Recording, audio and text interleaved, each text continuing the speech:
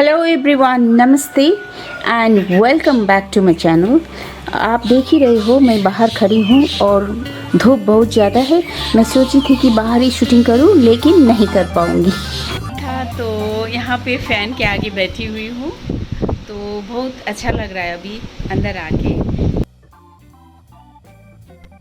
तो दोस्तों आज हम लोग पोर्चुलाका के बारे में बात करेंगे। वैसे तो मेरा उतना ज़्यादा पोर्चुलाकास नहीं है, पर्सलिन है, पोर्चुलाकास है।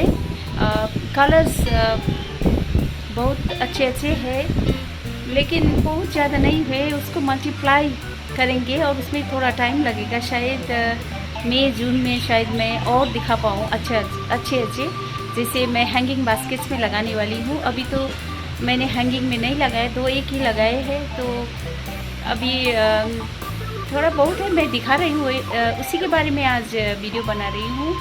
और बाद में मैं उसका पोर्चुलाका का टॉर भी बनाऊँगी, हैंगिंग बास्केट्स भी बनाऊँगी। उस टाइम बहुत अच्छे बड़े बड़े खिलेंगे, शायद ज़्यादा घना होगा और मल्टीप्लाई भी होगा बहुत। तो उस टाइम में मैं आप लोगों को अच्छी तरह से मैं पोर्चुलाका दिखाऊँगी। लेकिन अभी मैं छोटा सा मैं वीडियो कर रही हूँ, जितना है मेरे पास अभी पोर्चुलाका वही दिखा रही हूँ। पोर्चुलाका एक लो ग्रोइंग ग्राउंड कवर पौधा है। इसको सन रोज या मॉस रोज भी कहा जाता है। ये नेटिव टू ब्राज़ील, अर्जेंटीना और उरुग्वे है। ये एक बहुत ही आसान पौधा है, यानी कि very very easy to grow. ये फूल आश्चर्यजनक रूप से नाजुक, अति सुंदर होते हैं और अपनी सरल और भोली सुंदरता से सभी बागवानों का दिल जीत लिया है। तो दोस्तों यूरोप में ये फूल मिडल एजेस में बहुत ही लोकप्रिय हुए थे, इसीलिए आज तक वहाँ इसको फील्ड में लगाया जाता है और इसका फ्लावरिंग पीरियड भी बहुत लंबा होता है। ये पौधा हीट रेजिस्टेंट है, इसीलिए प्रचुर मात्रा में फूल प्राप्त करने के लिए इसे सबसे अधिक रोशनी वाली जगह पर रोपण करना आवश्यक है। इसे ध्यान में रखें कि इसको बहुत ही ज़्यादा धूप चाहिए। जहाँ गर्म और सूखा जगह है वो पोर्चुलाका को बहुत पसंद है, वहाँ अच्छी तरह से वो फ्लावरिंग देगा।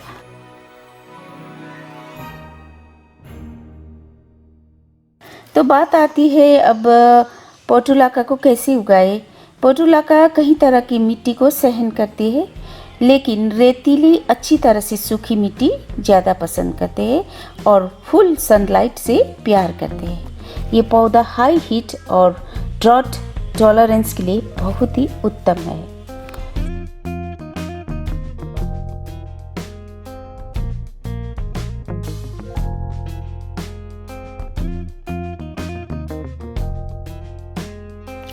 वैसे तो आप पोर्चुलाका को कटिंग से भी प्रोपागेट कर सकते हैं, लेकिन इसके बीज से भी उगाया जा सकता है।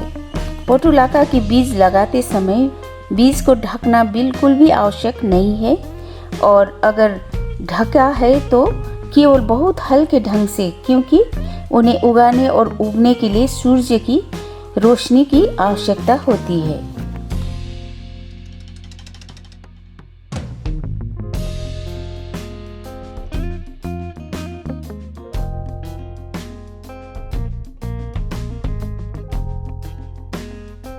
तो दोस्तों इसकी उचित देखभाल के लिए आपको अक्सर पानी की आवश्यकता नहीं होती है। ये एक तरह से सकुलेंट टाइप के पौधे हैं जो अपनी पत्तियों पर नमी संजोकर रखती है, इसलिए इसको पानी ज़्यादा नहीं देना है, हल्का पानी देना, क्योंकि इनके जड़ बहुत ही छोटे होते हैं।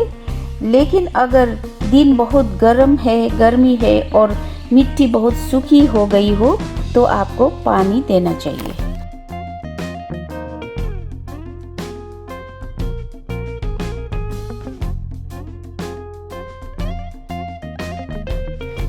इनसफिशिएंट लाइट, पानी और गर्मी की कमी के साथ पोर्चुलाका के पौधे बहुत धीरे धीरे बढ़ते हैं और बाहर खींचते हैं। इसलिए आपको ध्यान रखना चाहिए कि इसको सफिशिएंट लाइट चाहिए, बहुत ही ज़्यादा धूप चाहिए और गर्मी भी चाहिए, और एकदम से सूखा हो जाए तो पानी भी देना है। और मेरा तो एक्सपीरियंस यही है कि मैं तो डेली पानी देती हूँ, क्योंकि मेरे पोटुलाका सब बाहर धूप में है, इसलिए बहुत ज़्यादा उसको पानी चाहिए। तो इसको बहुत ज़्यादा केयर तो नहीं चाहिए। ये रिच और पुअर दोनों ही प्रकार की भूमि पर खिलते हैं, मगर हमको चाहिए कि फूलों की साइज बड़ा करने और ज़्यादा ब्लूम्स लाने के लिए फर्टिलाइज भी ज़रूरी होता है। जैसे कि कभी कभी मैं यूज्ड टी लीव्स होते हैं ना, घर में जो हम लोग चाय बनाते हैं, उसका जो चाय पत्ती होती है, तो उसको हम धो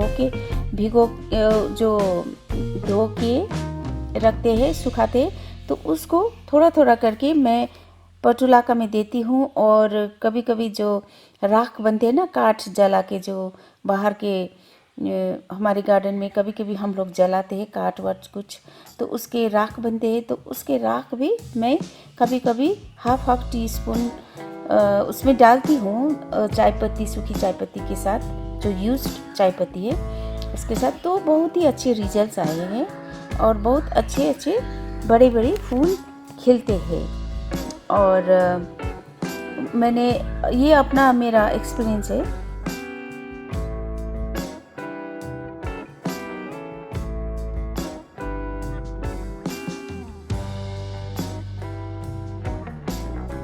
तो पोटुलाका का गुण यही होता है कि हमारे बगीचे को बहुत ही सुंदर रूप देते हैं। और अगर आपका बड़ा सा एरिया है और उसमें स्टोन्स वॉक भी बना है आपने, तो स्टोन्स के बीच बीच में जो दरार होते हैं ना, तो थोड़ा थोड़ा सा दरार होती है, उसमें थोड़ा थोड़ा मिट्टी लगी होती है, उसमें भी वो पोटुलाका जब उग आते हैं ना और फूल देते तो बहुत ही खूबसूरत दिखते हैं और हमारे गार्डन की शोभा बढ़ाती है।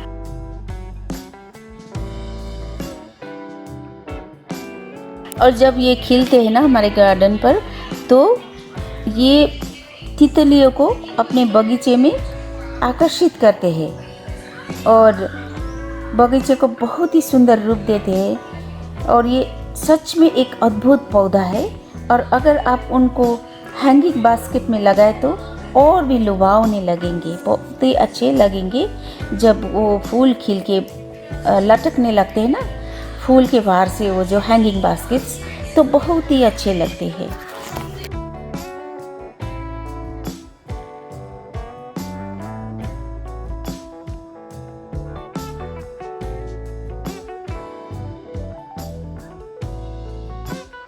तो दोस्तों, अब हम पोटुलाका के मेडिसिनल प्रॉपर्टीज़ के बारे में बात करेंगे।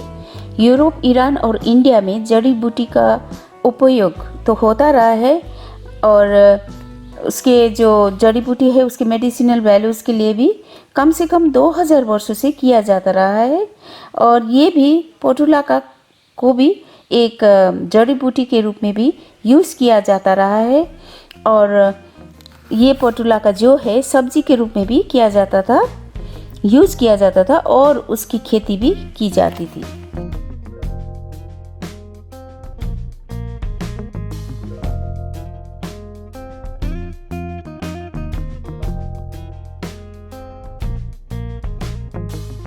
तो दोस्तों, आपने तो देखा ही होगा कि ये जो पोटुलाका है उसके 2 टाइप के पत्ते होते हैं। एक होते हैं सुई जैसा, जो नीडल जैसा बारीक उसके पत्ते होते नुकीले, तो वो घास जैसा दिखता है। और दूसरा होता है गोल गोल पत्ते वाला, और मैं ये गोल गोल पत्ते वाला की बात कर रही हूँ।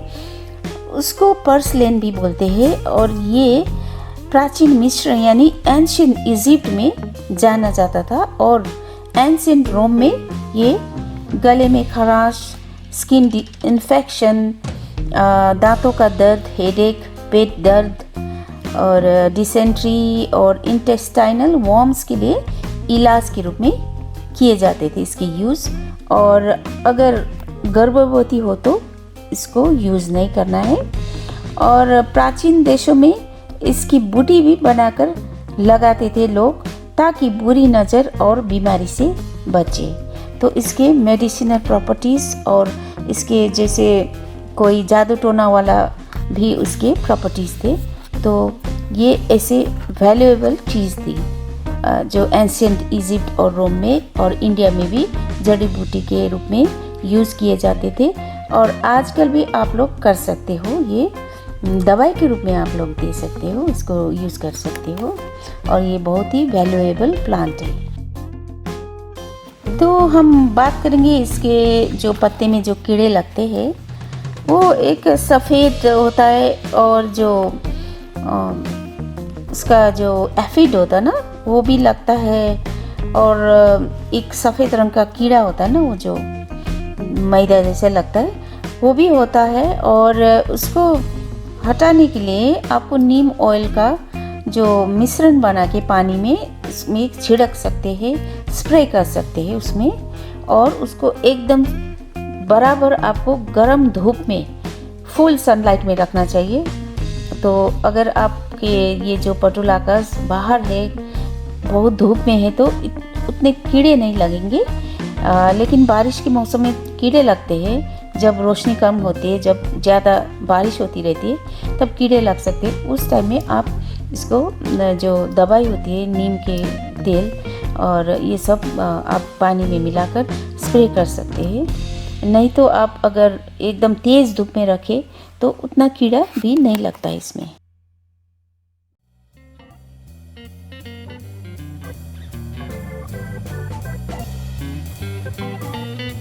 तो अब मैं आप लोगों से विदा लेते हुए मेरा वीडियो का एंड करना चाहूँगी, और मैं चाहती हूँ कि आप सब लोग अपना बहुत सारा ख्याल कीजिएगा और घर में रहे, सुरक्षित रहे।